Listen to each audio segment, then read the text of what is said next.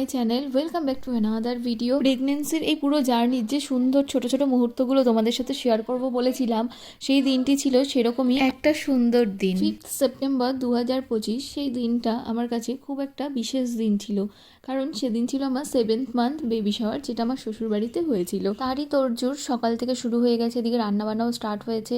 আর আমি ভিডিওটা স্টার্ট করেছি অনেকটাই লেট করে। সকালে ঠাকুরমশাইও এসেছিলেন, কিছু রিচুয়ালস ছিল। এরপর আমাদের ও বাড়ি থেকে, মানে আমার বাবার বাড়ি থেকে ছোট কাকা নিয়ে এসেছিল মাছ, পান, সুপুরি, মিষ্টি। এগুলো আমাদের ও বাড়ির একটা রিচুয়ালসের মধ্যে পড়ে। এরপর আমি রেডি হয়ে নিই, আর লোকজন চলে এলে আসল যে রিচুয়ালস, খেতে বসা, তারপরে সবাই মিলে আশীর্বাদ করা, সেটা স্টার্ট হয়।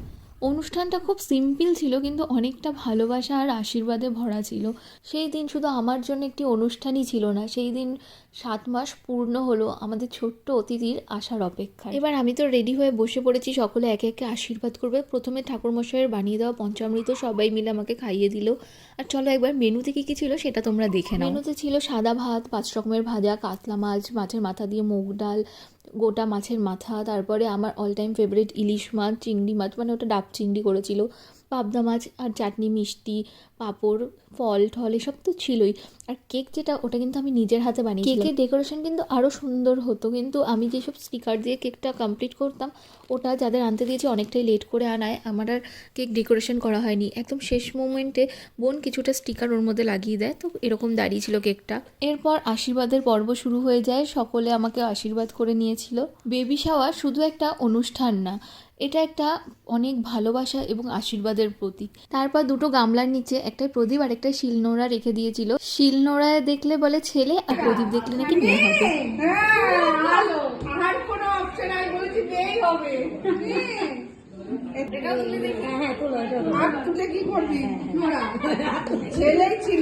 এই সমস্ত গেমসগুলো আমাদের বেশ রিচুয়ালসগুলোকে আরও বেশি মজাদার করে তোলে। তারপরে কেক যেহেতু সবাই থাকাকালীন কাটা হয়নি, কারণ ও ব্যস্ত ছিল, সব অনুষ্ঠান মিটে গেলে তারপরে বাড়িতে যারা উপস্থিত ছিল তাদেরকে নিয়েই আমরা কেক কাটিংটা করে ফেলি।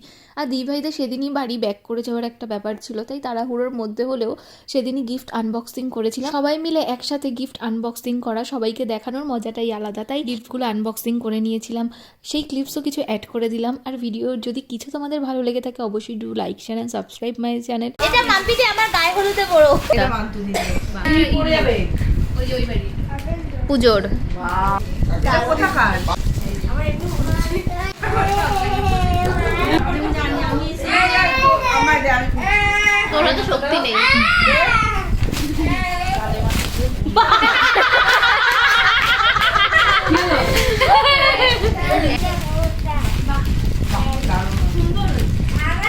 এইটা পরে আমি একদিন রিলস বানাবো।